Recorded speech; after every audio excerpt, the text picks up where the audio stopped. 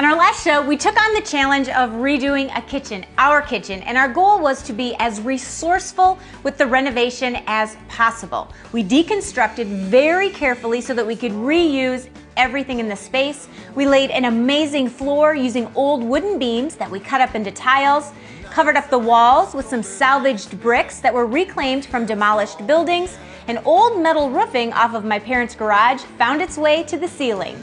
We used inexpensive cement mix and broken wine bottles to create some beautiful rustic countertops, experimented with a lot of new green building materials. The original cabinets from the space took an intentional beating to achieve just the right rustic, distressed look. We used leftover bits to custom build a couple of additional cabinets, and today we are all wrapped up in finishing things off. You're going to see us creatively disguise some of our old appliances and share our thoughts on when to buy, what to buy. We'll be planning up our countertop garden bed, adding a few butcher block style elements built out of scrap lumber, and lots of other salvage additions like lighting, old doors, hardware, vintage accessories. We're also going to talk about the wonderful properties of copper with some handcrafted sinks and other customized additions like a kids' kitchen center, lots of greenery, architectural elements, and whatever else transpires as we move things along. The Resourceful Renovating continues and comes to a completion today on Be Organic. I'm Michele and I love sharing ideas, especially ideas that celebrate nature, resourcefulness, and doing things yourself.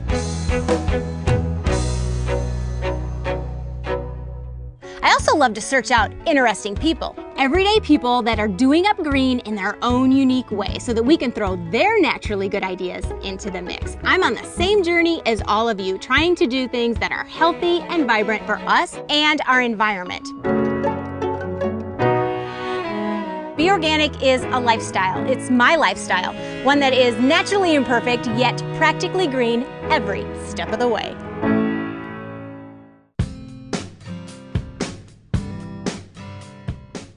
The appliances were the next big thing that we needed to address. And as we all know, there are arguments for all sides of all of the different options that are out there, and we could devote an entire show to just that topic. But for the purposes of this project, these are the choices that we ended up making. Originally, we were going to replace the water heater that was in the kitchen space with a tankless version like the one that we have over at our offices. But in the end, we went with the school of thought that sometimes the greenest purchase is the one not taken. It's not that old, it still works great, and unless something is ridiculously inefficient, it didn't make a lot of sense to dispose of it and consume something else. So we ended up converting the old pantry that was here to house it and the wall oven, because the one appliance that we did end up having to replace was the stovetop and the oven. And then we had to make another decision. Do we want to go with gas or electric? And there really are advantages to both. Again, an argument for all sides. We ended up going with a gas stovetop because it was the best fit for our lifestyle, our cooking needs for both personal and work use, and then an electric wall oven. And I think when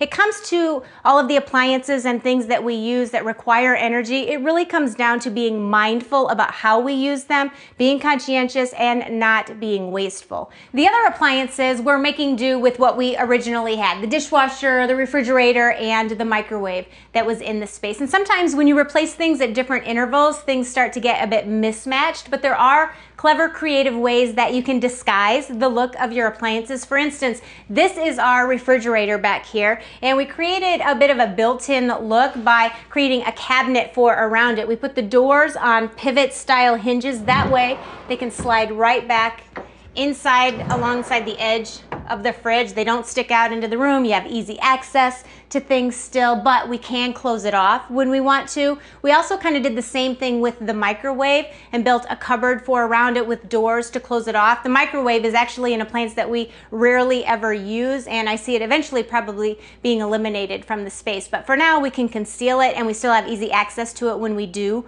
want to use it. And whenever you're creating cabinetry for around your appliances, you just want to be, considerate and conscientious of leaving enough ventilation and room for the air to circulate around your appliances. That's very important. Otherwise, it's a fun way to kind of hide some of the things that you don't want to look at all of the time. So we're going to finish up with things here, and then we're going to move on to some other built-in features with the countertops.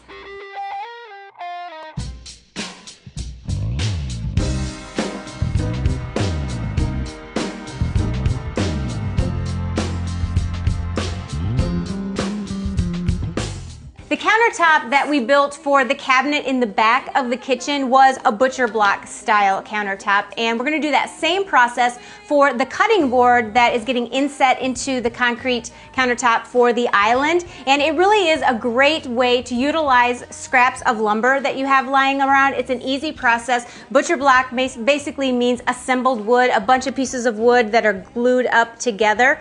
And we're going to reuse, we have a lot of scraps of old flooring left around, and you can create a butcher block style countertop or tabletop or cutting board, either edge grain or end grain. We're going to use the edge grain, and since we're using old flooring, it takes a couple more steps to get the flooring ready to actually glue together. We have to cut the tongue and groove off, we have to plane off the grooves on the back side, but first off we want to work with pieces that are of the same size, correct? Right, we're going to want to make sure that we get the thickness, so the way it's going to sit on the top, that they all need to be relatively kind of close. Yeah, and we're making a really thick cutting board. It's what, 2.5 inches thick? 2.5 inches thick, starting. It'll be a little lower than that when we get done. And that it'll create a very durable finish for our cutting board, as well as we have plenty of thickness, so it'll have a long life if we ever need to resurface it and sand it down as it starts to wear and getting a lot of, you know, cutting marks on it. So, all right, let's walk them through the... Okay, well, the first thing we need to do, let's get rid of the tongue side, and then we'll go and get our thickness for the 2.5 inch after we get done with that. So I'm just going to set this one up, we'll run this through, get our tongue side cut off, and then we'll get the other side to 2.5.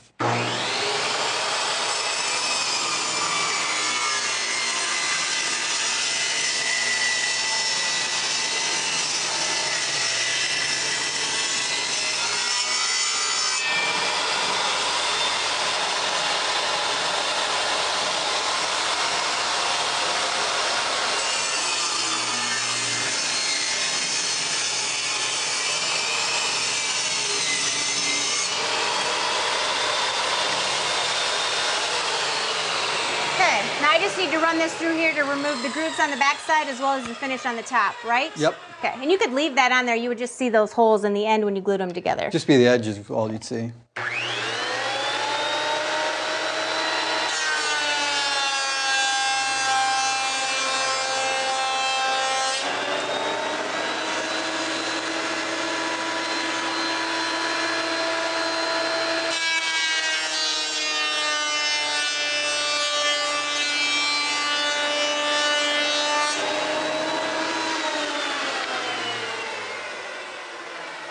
That's a nice piece of wood. Perfect, isn't it? Those surface planers are nice. All right, and then we're just going to basically glue all of these together, right? Yep, now we'll just glue them together and they'll end up turning up just like this. Okay, and we glue both sides and put them inside some pipe clamps? Yep. Now you're going to want to use a good premium wood glue. This is an eco-friendly wood glue that we're going to use here. So if you want to get that out of the way, we'll set this up and we'll use this. And the only thing I do here is I put a stop block so we can kind of get them all the same size, same edge grain be the same. And then we'll just take and we'll glue one end of it. And I put it on very liberal.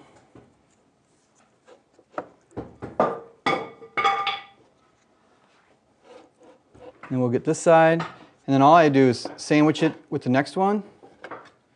So then I can put it like this, move this one out of the way, and I'll lay this one down and glue the next one.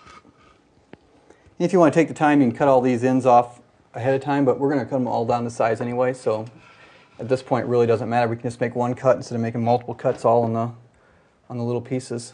And even on these short boards, we're about 2 inches long from what the finished product is going to be. So like even this bit of a tongue that we have there, that's all going to get cut off, so we won't ever see that.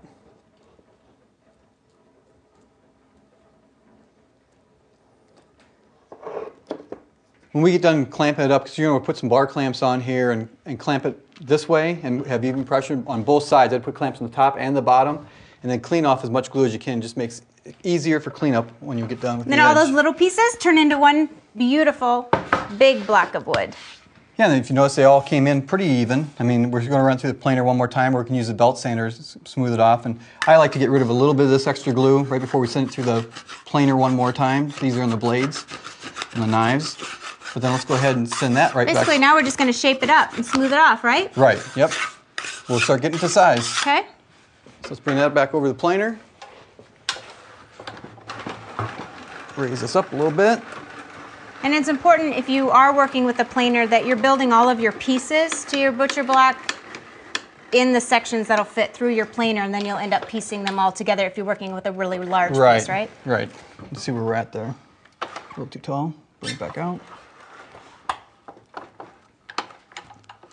Try that once.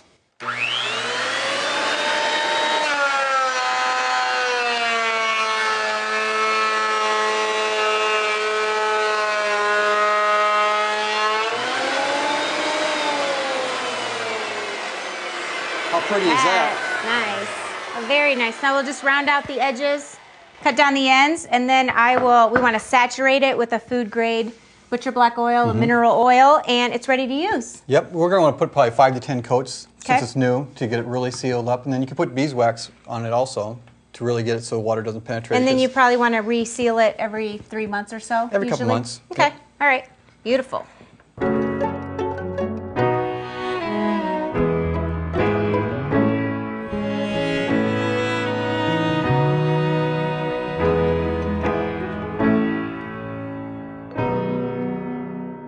And this is a beautiful cutting board, an excellent way to reuse that old flooring. It fits nice in our cutout. It'll be easy to take in and out to clean it off or to refinish it as need be. But I think we're at the point now where we can put everything back into the space and get using this kitchen.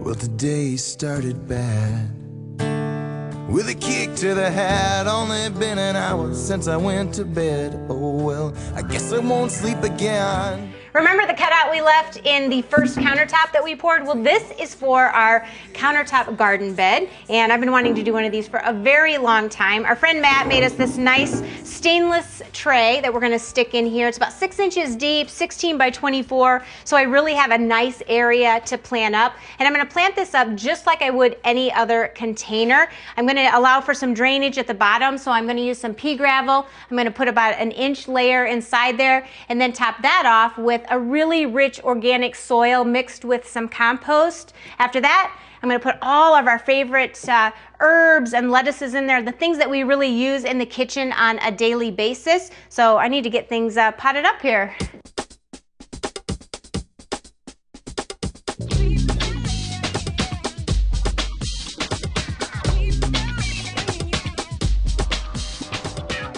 You'll notice I planted the mint up in a container, and that's because their roots tend to take over, and in this small of a space, I definitely don't want that. We do have the garden bed positioned so that we can take advantage of as much natural light as possible through the door and the window, but on occasion, these guys may need a bit of assistance. So I'm gonna go ahead and install a grow light underneath this cabinet here, and there really are a lot of options when it comes to grow lights, so you really wanna find one that is as efficient as possible depending on your space requirements and your budget. Now we have an outlet that was installed inside the back of this cabinet. We drilled a hole in the bottom, so all I have to do is screw that grow light in underneath and plug it in.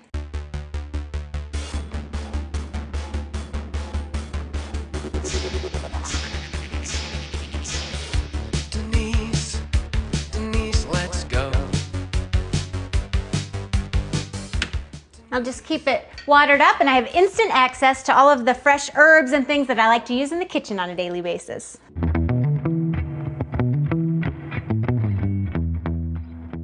Completion is the best feeling, and I'm proud to say that we are finally at that point with this project. It was a big one, but it was one that really felt good every step of the way, and we ended up having a lot of fun with the whole work with what you have mentality. We got to explore a lot of different ways of doing things, and it's kind of fun to look back on the original plan that we had. It was a very rough outline because a lot of it had to get determined as we worked through the process depending on what we had to work with, and a lot of the design stemmed from the cabinets that we had pulled out of the original space. You know, what kind of cabinets we had, how many, the design of the island, for instance, all stemmed from the wooden panels that we removed from the original counter. And a lot of the cabinets we were able to rework and make some updates to by using some ready-made systems. For instance, this cupboard was perfect for our recycling center, and they have a lot of rail systems and organizational things that make it very easy for people to update old cupboards. cupboards. All of the hardware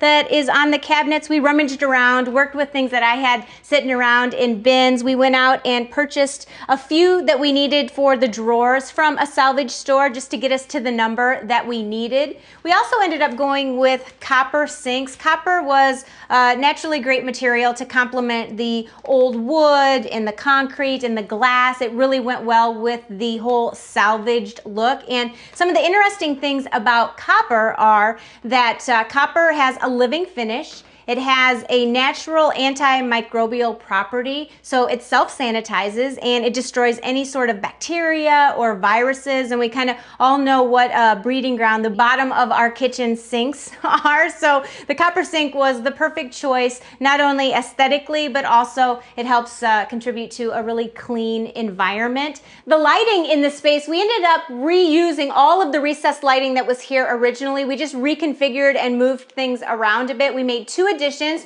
with this antique lighting that we had laying around, just rewired it. It works beautifully above the island. And when you're working with salvaged pieces, you really get a lot of things that have a lot of character, the built-in stories. We also added a couple of salvaged doors to the space, and then the ones that we removed from here, we ended up reusing elsewhere. You'll also notice that we ended up using a lot of barn board to cover the walls, to build some cabinetry with, and we actually had to purchase this barn board. We have a friend that tears down barns and then repurposes all of that material. So it was a great source for us to find some more salvaged lumber that we needed. We also came up with kind of a fun way to get some additional storage space. This is basically a wall that we opened up and just exposed all of the 2x4s. We ended up just framing them out to dress it up and then adding shelves in between the 2x4s. It works perfect for, you know, of course we store a lot of things in jars, and it's the perfect depth for that. So instead of just having a blank wall here that served no other purpose, we opened it up and now we have all of this great storage. We then installed the other salvage door on this barn door rail system, and you can get these at any home improvement store. They're very easy to install, and it works out pretty slick because then the door doesn't open up into the room. It just slides right in front of this shelving. We can still close off the room off the kitchen, and this was kind of one of our more fun, clever ideas, or at least we think so. We did have a few cupboards left over from the space, but we ended up using those in this room, hung them on the back wall. That way we kind of have an extension of the kitchen, and we have some additional storage for canned goods and things, and the cabinetry really ended up looking nice in this space as well. And we really tried to make good use of every nook and cranny, especially when we tore things apart. The old pantry that we had to reconfigure to accommodate the wall oven and the water heater, we had some great storage opportunity at the top and the bottom of it, and instead of just walling that off, we left it open, did some built-in shelves. We also have some great storage down below. So no space went to waste. I also wanted to create a fun area for my daughter. She loves to do her own recipes, her own little concoctions. So we used whatever leftover material we had and built her own cupboard. That way it stores all of her little supplies and her cookbooks, and it makes it a lot more fun for her when she's in the kitchen and helping out with things. We then kind of rummaged around and looked for some architectural detail to add to the space. Everything was kind of flat. So we had some old columns and added them to some of the corners and on the wall here and there, cut one down to add underneath the island. We also, when we were rummaging around, found some old floor grates, and they make for great trivets. We just cleaned them up with the wire wheel, sealed them, and it really makes a nice hot plate. It's very decorative. We also wanted the place to have a very fresh and lively feel to it. So you'll notice that we have lots of things growing here and there, a lot of items that we use in the kitchen on a daily basis. There's other greenery scattered around to help keep the air nice and clean. And you know what? I love it in here. It's worn and torn in what I like to call a very charming, salvaged way. We're gonna have a completely different kitchen experience in here than what we had before. And all of the resourcefulness really paid off, doing it ourselves, working with what we have, because when you put a hard dollar amount on it, the whole project came in at less than $5,000. Don't be afraid to country now.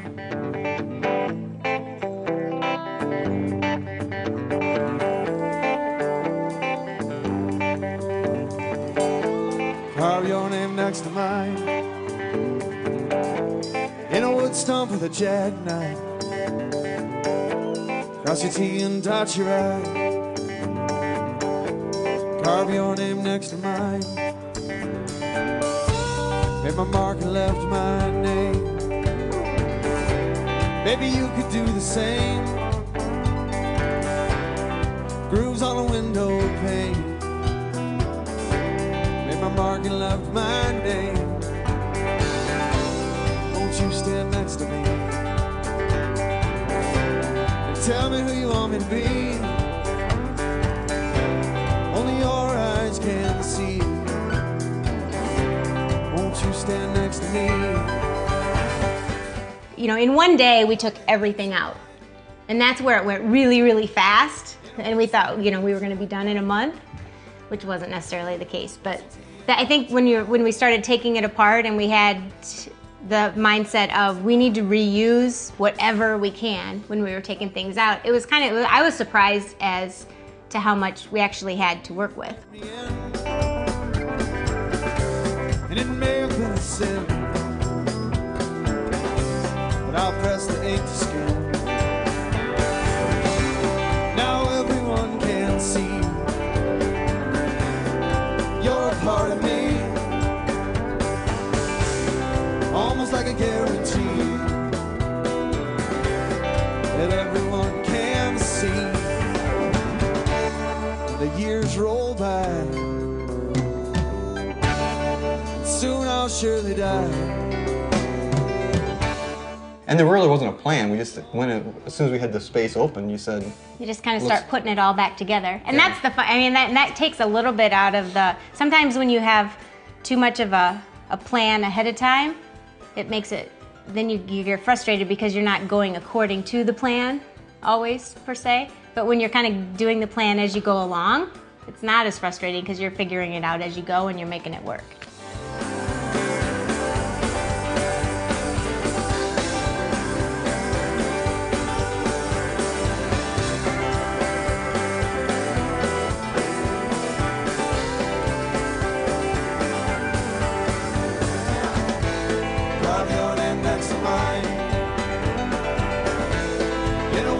With a jackknife, cross your T and dot your I. Carve your name next to mine. Carve your name next to mine. In a wood stump with a jackknife, cross your T and dot your I. Carve your name next to mine. Carve your name next to mine. Carve your name. Carve your name next to mine. Carve your name. Carve your name next to mine. Carve your name. Carve your name next to mine. I can't stand unfinished. Completion. Completion, completion, completion. Well, when you live here also. Yeah, live here, work here. Gotta hang with them 24/7. Get on each other's nerves. Just a little. And we have very different ways of doing things, which can irritate each other. Well, you like everything crooked. I do like everything. And I like everything square. So it makes it a little difficult. It does, but in the end, you know, we end up being a pretty good team, surprisingly. We get it done, and it always turns out pretty good. Or at least we like it. Well, you get the vision.